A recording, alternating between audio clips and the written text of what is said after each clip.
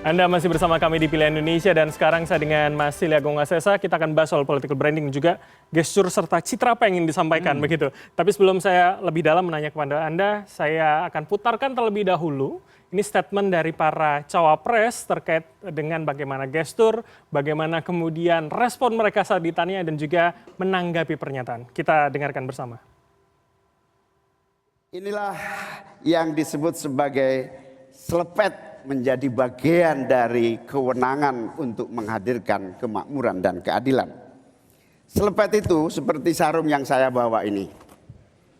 Bisa di kalangan santri, bisa membangunkan yang tidur, menggerakkan yang loyo, dan sekaligus mengingatkan yang lalai. Bapak Ibu yang saya hormati, teman-teman sesama anak muda, lalu apa agenda ke depan? Kita akan lanjutkan hilirisasi, bukan hanya hilirisasi tambang saja, tapi juga hilirisasi pertanian, hilirisasi perikanan, hilirisasi digital, dan lain-lain. Kita lanjutkan juga pemerataan pembangunan yang tidak lagi Jawa sentris. Kita genjot terus ekonomi kreatif dan juga UMKM. Kita punya 60. Saya tadi juga bicara masalah infrastruktur sosial, stunting itu loh Pak. Ya, tapi nggak apa-apa, saya perjelas lagi.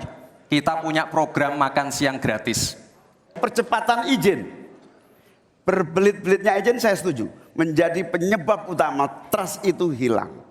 Nah, kita harus membenahi pada wilayah pemerintahan kita yang harus memberikan satu sarana. Baik, ini menarik sekali. Ketiganya sudah terlihat, tapi saya ingin fokus salah satu dulu. Saya ke Caimin terlebih dahulu. Ini cukup menggunakan properti ya kalau kita di dunia televisi seperti ini. Propertinya ditunjukkan, kemudian sebagai penjelas begitu. Bagaimana Anda melihat? Iya, jadi saya kira sih kesiapan Caimin cukup kuat ya. Jadi ada properti, ada istilah menggunakan selepetnomik, kemudian ada properti, kemudian yang ketiga ditunjukkan. Caranya menggunakan properti itu saya ngelihat itu komplit lah. Itu komplit, tinggal deliverable-nya aja nih yang kurang. Karena kemudian pada saat membicarakan itu matanya nggak sepenuhnya ngelihat ke mana, ke audiens. Kadang-kadang harus ngelihat ke bawah gitu ya. Itu yang masih jadi. Tapi secara umum saya ngelihat di awal pada titik ini Caimin sudah mulai dengan bagus. Dia udah punya istilah selepetnomik yang belum pernah ada gitu ya. Yang kedua, dia sudah punya alatnya, tinggal diperagakan. Jadi awal yang bagus buat saya Caimin memulai debatnya itu dengan konsep yang jelas. Tapi kalau Anda mengatakan penyampaian yang kurang, artinya message-nya tidak clear tersampaikan? Yes, message-nya kurang clear. Karena saya yakin pasti teman-teman yang ngelihat debat itu pasti nggak nangkep selepetnomiknya itu apa. Padahal sebetulnya itu yang jadi kekuatan Caimin kan. Dia selepetnomik untuk mengingatkan yang lalai, untuk dan sebagainya. Itu udah kuat di awal tuh. Tapi pada delivernya itu, karena kan sikap kan. Yang kedua, ketika itu udah deliver, gimana kemudian sikap menyampaikannya itu dengan keyakinan yang penuh. Nah, ini yang masih agak kurang. Itu yang kurang ya. Tapi kalau bicara lagi soal konsistensi begitu, apakah yang di awal tadi Anda katakan itu menjadi poin bagus, itu bisa dipertahankan sepanjang menjawab dan menerima respon dari lawan? Sayangnya enggak. Sayangnya enggak. Artinya ketika kemasan pertamanya itu tidak konsisten dibangun. Karena kemudian harusnya kan itu adalah pembukaan awal gitu ya, pembukaan awal yang disiapkan untuk debat.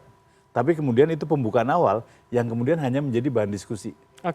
Hanya menjadi obrolan. Padahal debat itu tadi seperti yang kita, debat itu harus ada atribusi. Atribusi yang menguatkan diri kita atau yang menurunkan pendapat lawan. Nah, kurangnya di situ tuh.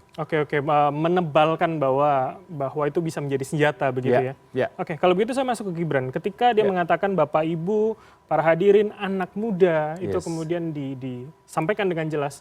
Memang kemudian dia menargetkan itu? Itu yang konsisten dilakukan oleh Gibran ya. Dari awal kemudian dia menyatakan anak muda, kemudian ada program apa lagi, dia sebutkan untuk anak muda lagi. Saya ngelihat Gibran konsisten di situ. Konsisten di situ karena dia tahu kekuatannya dia adalah secara usia, secara fisik memang anak muda di situ. Makanya ketika dia menyampaikan itu dengan tegas dia sampaikan. Dan kali ini rasanya banyak yang kejebak tuh ya. Berharap bahwa Gibran agak emosional atau agak tinggi hati gitu.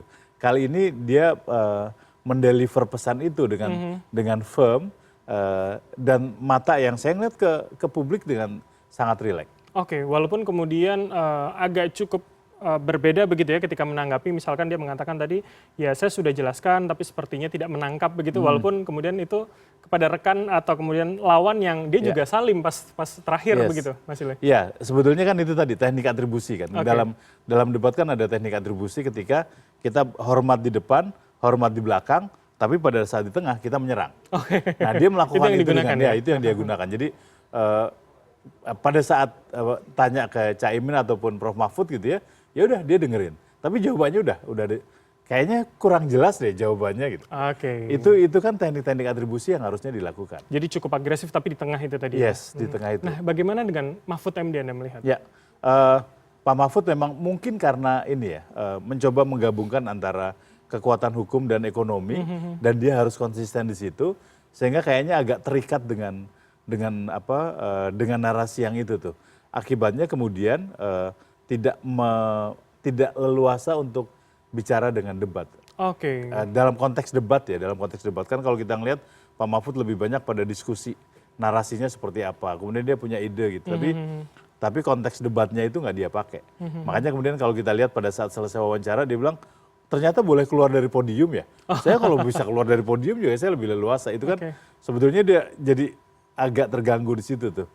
Kurang bisa beradaptasi dibandingkan dengan dua yang lain Anda melihat ya? Yes, itu karena dua yang lain kan dengan leluasa main ke depan gitu ya. Itu ya karena salah satu hal yang sering dilakukan debat adalah permainan gestur kan.